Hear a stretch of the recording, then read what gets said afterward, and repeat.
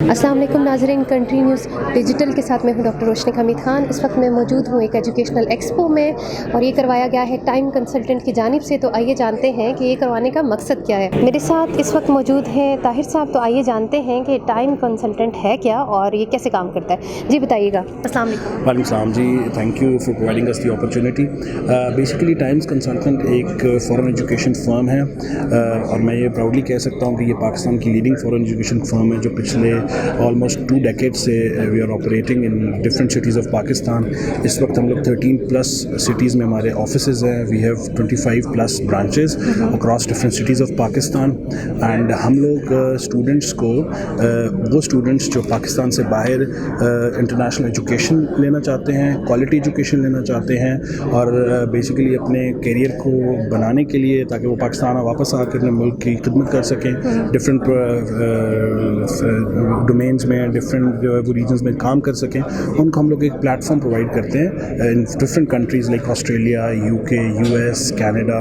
और ये वो बच्चे होते हैं जिन्होंने पाकिस्तान में इंटरमीडिएट किया होता है, जिन्होंने पाकिस्तान में O&A लेवल्स किया होता है, जिन्होंने पाकिस्तान में बैचलर्स डिग्री की होती है या किसी ने मास्टर्स डिग्रीज़ भी की होती हैं और वो आगे फ्यूचर प्रॉस्पेक्ट्स के लिए अच्छी तालीमी इदारों में डिफरेंट कंट्रीज़ में जाना चाहें, उनको हम एक वाइड रेंज का प्लेटफॉर्म प्रोवाइड करते हैं। और इस तरह के एजुकेशन फेयर्स हम कंडक्ट करते हैं ताकि वो स्टूडेंट्स जिनको करियर काउंसलिंग भी चाहिए हो, जो ये जानना चाहते हो कि आगे उनके लिए कौन सा फील्ड बेहतर है, कौन सी फील्ड बेहतर है। तो मुझे ये बताइएगा कि जो आप ये काउंसलिंग करते हैं और कंसल्टेंसी देते हैं तो इसकी कोई आप स्पेसिफिक फ़ीस भी देते हैं कि ये ऐसे ही आप देते हैं? हम लोग कोई किसी किस्म की स्टूडेंट से कोई फ़ी चार्ज नहीं करते because we are direct partners with different universities abroad. ठीक है, हम डिफरेंट कंट्रीज़ के अंदर बहुत सी यूनिवर्सिटीज़, इंटरनेशनल यूनिवर्सिटीज़ के साथ हम उनके डायरेक्ट पार्टनर्स होते हैं, हम उनके साथ डायरेक्ट इनका कोलैबोरेशन होता है। तो हम स्टूडेंट्स को किसी किस्म की भी इन सर्विसेज का कुछ चार्ज नहीं करते। This is free of cost for the students. तो जो स्टूडेंट्स इंटरनेशनली जाते हैं फॉर स्टडीज़, तो क्या होता है कि वहाँ पे उनको आगे जॉब्स वगैरह भी मिल जाएं या सेटलमेंट भी उनकी हो जाए, इस तरह से भी आप लोग करते हैं या सिर्फ स्टडीज़ से रेलिवेंट ही आपका ये है प्रोसेस? ये एक बहुत अच्छा सवाल है, बहुत ज़्यादा ये क्वेश्चन प्रोमिनेंट है।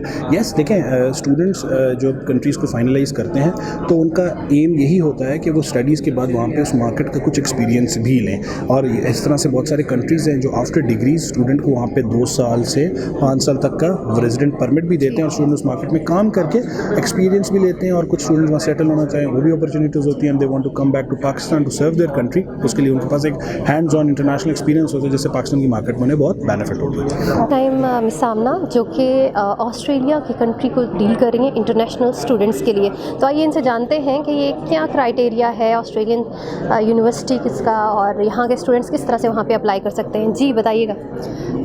ऑस्ट्रेलिया का ये क्राइटेरिया है बेसिकली कि आपने अगर आप बैचलर्स के लिए जा रहे हो तो आपकी 12 ईयर्स की एजुकेशन हो और अगर आप मास्टर्स के लिए जा रहे हो तो you need 16 years of education. उसके अलावा आप इनिशियली ऑस्ट्रेलिया में आप अप्लाई करते हैं, आपको जब कंडीशनल ऑफर लेटर आता है तो ऑस्ट्रेलियन मोस्टली यूनिवर्सिटीज़ में ऑस्ट्रेलिया में जो एक चीज़ थोड़ी यूनिक है as compare to other countries वो है कि ऑस्ट्रेलिया GTE आपसे रिक्वायर करती है। तो वहाँ पे आइल्स करने की ज़रूरत नहीं होती है, बिल्कुल होती है। आइल्स और PT दोनों की ज़रूरत होती है और GTE is basically something else, it's called genuine temporary एंट्रेंट। ये बेसिकली इसमें आपके फाइनेंशियल डॉक्यूमेंट्स आ जाते हैं जो आपको एक स्पेसिफिक इनकम शो करवानी होती है उनको, ताकि उनको ये पता हो कि आपके स्पॉन्सर आपको जो भी एक्सपेंसेस है, जो भी सब कुछ है वो सब कुछ है कवर कर सकें। उसके अलावा इसमें आपका बेसिकली जैसे नाम है जेन्युइन टेम्परेरी एंट्रेंट कि आप टेम्परेरीली आ रहे हो, आप ज़्यादा टाइम के लिए आप वहाँ पे PR लेने या आप वहाँ पे बेसिकली वर्क के लिए मतलब आप सेटल होने नहीं आ रहे बेसिकली। तो आपको वो भी उनको एक शो करना होता है कि हाँ जी आप एक मास्टर्स या बैचलर्स या आप बेसिकली एजुकेशन के ड्यूरेशन के लिए आ रहे हैं and you are gonna leave once you are done with your education. और आप तो मुझे ये बताइएगा कि कितने स्टूडेंट्स जो हैं वो ऑस्ट्रेलिया के लिए अप्लाई करते हैं और ज़्यादातर किस में बैचलर्स में करते हैं या मास्टर्स में करते हैं? देखिए, स्टूडेंट्स तो बहुत सारे ऑस्ट्रेलिया के लिए अप्लाई करते हैं बिकॉज ऑस्ट्रेलिया के बहुत सारे फ़ायदे हैं अगर आप वहाँ जाएँ। जैसे आपको वहाँ पे पोस्ट स्टडी वर्क वीज़ा काफ़ी ज़्यादा टाइम का मिलता है जो कि स्टूडेंट्स को बहुत अपीलिंग लगता है। उसके अलावा एजुकेशन भी बहुत अच्छी है वहाँ की, लैंग्वेज बैरियर नहीं है, हमारा टेम्परेचर हमारे पाकिस्तानी स्टूडेंट्स के लिए स्पेशली बहुत सूटेबल है।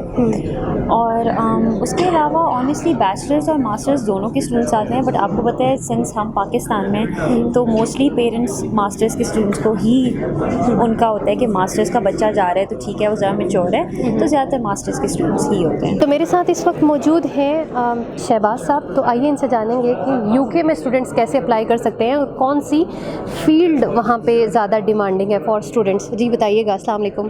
जी वालेकुम अस्सलाम। देखिए, अगर आप यूके में अप्लाई करते हैं तो यूके के अंदर नॉर्मली जो पाकिस्तान से स्टूडेंट है वो मास्टर्स डिग्री के लिए जा रहा है। जब पाकिस्तान से उसने अगर वो बैचलर्स किया हुआ है या कोई इंजीनियरिंग की हुई है, इवन कंप्यूटर साइंसेज में भी किया हुआ है, तो उसके बाद में जाते हैं तो मास्टर्स की काफ़ी डिग्रीज अवेलेबल होती हैं। अब जैसे ऑयल एंड गैस से रिलेटेड अगर किसी ने किया हुआ है तो he can go to Scotland. अब स्कॉटलैंड एक कंट्री आता है आपके यूके के अंदर, हम वहाँ पे कर सकते हैं। फिर if someone is going for business degree, अगर वो बिजनेस से रिलेटेड मास्टर्स करना चाहते हैं तो वो इंग्लैंड के अंदर देख सकते हैं options. London is a hub for financial institutes, और इस तरह से हम कर सकते हैं। उसके अलावा डिमांडिंग फील्ड्स जो हैं वो यही होती हैं आपकी।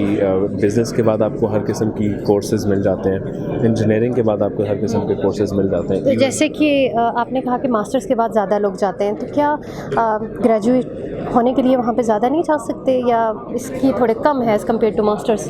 एक्चुअली जब बात आ जाती है फाइनेंसेस की तो मास्टर्स वहाँ पे होते हैं 1 ईयर का, तो लोग ज़्यादा वो प्रेफर करते हैं इंस्टेड के वो बैचलर्स के लिए जाएं जो कि 3 इयर्स का होता है। जब 3 इयर्स के लिए बैचलर्स होते हैं तो थोड़ा सा फाइनेंशियली बर्डन आ जाता है फैमिलीज़ पे, इस वजह से वो प्रेफर करते हैं कि वो मास्टर्स के लिए जाएं। बट ऐसा नहीं है कि बैचलर्स के लिए लोग नहीं जाते। I have sent a lot of students to UK जो बैचलर्स के लिए गए हैं और वहाँ पे अब जाके सेटल हो चुके हैं। अच्छा, मुझे ये बताइएगा कि क्यों स्टूडेंट्स जो हैं वो यहाँ पे ही आएँ टाइम कंसल्टेंट के पास? आप इतना ऐसा क्या स्पेसिफिक करवा रहे हैं कि वो बाकी किसी ऑर्गेनाइजेशन में ना जाएं फॉर कंसल्टेंसी और यहीं पे आएँ, तो इस पे आप क्या कहेंगे? अच्छा, first of all we are the largest network of consultants. हम लोग पाकिस्तान के अंदर we have more than 20 offices in Pakistan. हर बड़े शहर में हमारा एक ऑफिस है, ठीक है। इस्लामाबाद रीजन में हमारे पास 5 ऑफिसेज हैं, लाहौर में 4-5 हैं, कराची में 4-5 हैं, फैसलाबाद, गुजरात, मुल्तान, हैदराबाद, हमारे पास हर बड़े शहर में ऑफिसेज हैं। सेकंड चीज़, we are official partners with the universities. हम लोग कोई एजेंट्स नहीं हैं जो कि पैसे लेते हैं और हम स्टूडेंट का केस करते हैं। We are official partners with the universities. हम यूनिवर्सिटी के पार्टनर्स हैं।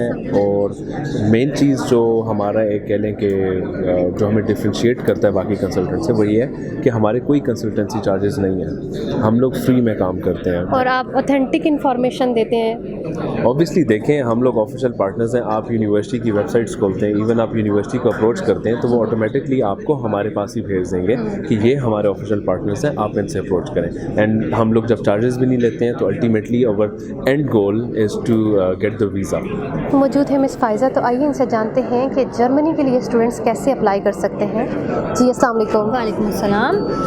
जी बताइएगा। जर्मनी में बेसिकली डिपेंड करता है कि बच्चा एफएससी के बाद अप्लाई कर रहा है या बैचलर्स के बाद अप्लाई कर रहा है। अगर तो एफएससी का बच्चा अप्लाई करना चाहता है फॉर जर्मनी डायरेक्ट, तो जर्मनी बेसिकली एक्सेप्ट करता है 13 years of education. So mostly it's recommended कि जो है जब आप जर्मनी के एफएससी के बाद अप्लाई करते हो तो आपको थोड़ा सा 1 साल एक्स्ट्रा पढ़ना पड़ता है to compete with that application, कि यार हम जो है वो 1 साल जो उनसे पीछे हैं एजुकेशन सेक्टर में वो थोड़ा सा कंपेल हो जाए। उसके बाद जो है आपको वहाँ पे अगर आपको मेडिकल करना है तो थोड़ा सा पैटर्न डिफरेंट होता है, इंजीनियरिंग करना है तो थोड़ा सा ज़रा इजी पैटर्न वगैरह होता है। मोस्टली बच्चा पाकिस्तान से जर्मनी मेडिकल करने के लिए या इंजीनियरिंग करने के लिए जाता है, because engineering industry it's in the Germany. और मेडिकल का ये है कि मेडिकल क्योंकि वहाँ पे ट्यूशन फीसेस इतनी नहीं होती हैं तो मेडिकल का वहाँ पे इस वजह से थोड़ा स्कोप ज़रा ज़्यादा है। और इसके मैंने ये सुना है कि जर्मनी में स्टडीज़ बिल्कुल फ्री होती हैं, तो क्या ये सही है? हाँ जी, बिल्कुल सही है। वहाँ पे 2 किस्म के सेक्टर्स होते हैं, public sector and private sector. Public sector obviously it's free of cost. वहाँ पे इंजीनियरिंग सेक्टर में या मेडिकल सेक्टर में कुछ वहाँ की बड़ी रैंक यूनिवर्सिटीज़ हैं जो आपको चार्ज करती हैं और उनकी faeces 1000 euros 1500 euros per year होती हैं। दैट्स वेरी नेग्लिजिबल अमाउंट, ठीक है। इसके अलावा वहाँ पे फीसेस नहीं होती हैं। अगर आप ये फिगर बोलें कि यार एजुकेशन फ्री है तो आप कह सकते हो कि वहाँ पे एजुकेशन बिल्कुल फ्री है। अगर हम कनाडा और जर्मनी का कंपैरिजन करें, क्योंकि जर्मनी तो यूरोपियन कंट्रीज़ में भी आता है, तो which countries more better for students to study? अगर आप स्टडी ऑप्शंस को देखें, ऑब्वियसली डिपेंड करेगा कि आपको पढ़ना क्या है। बिकॉज बात ये है कि कनाडा में अगर आपको मेडिकल करना है उसका एक सेपरेट है, आपको आर्ट्स करना है उसका सेपरेट एक लाइन फ्रेम ऑफ वर्क है। अगर आपको सोशल साइंसेस पढ़ना है उसकी एक सेपरेट रेपुटेशन है, ठीक है जी जी। अगर आप बजट वाइज कंपेयर करना चाहें तो ऑब्वियसली सी बात है Germany is budget friendly. Canada थोड़ा सा एक्सपेंसिव है बिकॉज वहाँ पे ट्यूशन फीसेस भी हैं, वहाँ पे बाकी क्या कॉस्ट भी है, थोड़ा सा एक्सपेंसिव कंट्री भी है। और अगर आप डिग्री के बाद का जॉब अपॉर्चुनिटीज़ देखें या आप ये देखें कि यार मुझे मेरी डिग्री की वर्थ इंटरनेशनली कहाँ ज़्यादा होगी, तो ऑब्वियसली उस लिहाज से कनाडा फिर ज़्यादा अच्छा ऑप्शन है। वहाँ पे आपको लैंग्वेज का भी इतना बैरियर फेस नहीं करना पड़ता आपकी डिग्री की, क्योंकि यूनिवर्सिटीज़ ज़रा ज़्यादा रिकॉग्नाइज्ड हैं एज़ कम्पेयर टू जर्मनी, तो आपके पास अपॉर्चुनिटीज़ ज़रा ज़्यादा अच्छी हो जाती हैं। But obviously it's not budget friendly. Okay, student किसी भी कंट्री में अप्लाई करते हैं तो लैंग्वेज पहले उन्हें देख लेनी चाहिए कि कौन सी क्योंकि हर कंट्री की अपनी लैंग्वेज होती है। कुछ होता है कि इंटरनेशनल जिस तरह इंग्लिश लैंग्वेज है वो करेंगे, लेकिन बाकी कंट्रीज़ अपनी बुक्स अपनी लैंग्वेज में पढ़ाते हैं, ऐसा है? हाँ जी बिल्कुल ऐसा है। जर्मनी की जिस तरह हमने पहले बात की, तो जर्मनी भी आपको कहता है कि यार अगर आपको मेरे पास पढ़ने के लिए आना है तो आपको जर्मन लैंग्वेज आनी चाहिए। ऑल्दो वहाँ पे बहुत सारे इंस्टीट्यूट्स आपको इंग्लिश में भी पढ़ाते हैं, चाहे वो बैचलर्स हो चाहे वो मास्टर्स लेवल हो, बट ऑब्वियसली लैंग्वेज को वो प्रेफर करते हैं। और अगर बच्चे के पास जर्मन लैंग्वेज में कुछ ना कुछ सर्टिफिकेशन हो या उसके पास लेवल्स क्लियर हो तो उस बच्चे को ज़्यादा प्रेफरेंस मिलती है। Same with Canada as well. आइल्स अगर बच्चे के पास है, जितना अच्छा आइल्स है उतना अच्छा उसकी प्रोफाइल काउंट होती है, तो वो मैंडेटरी होता है। तो नाजरीन, जैसा कि आपने देखा कि यहाँ पे डिफरेंट कंट्रीज़ की इंफॉर्मेशन से रेलिवेंट कंसल्टेंट बैठे हुए हैं और वो इंफॉर्मेशन दे रहे हैं, प्रोवाइड कर रहे हैं विदाउट एनी कंसल्टेंसी फ़ी। और इसके साथ इनका ये भी कहना है कि जिन यूनिवर्सिटीज़ के साथ ये एफिलिएट हैं इंटरनेशनल यूनिवर्सिटीज़ के साथ डायरेक्टली, वो ऑथेंटिक भी हैं और इंफॉर्मेशन भी ये ऑथेंटिक प्रोवाइड करते हैं। इसी के साथ मिलेंगे एक अगले इंफॉर्मेटिव प्रोग्राम में। इजाज़त दीजिएगा, अल्लाह हाफ़िज़।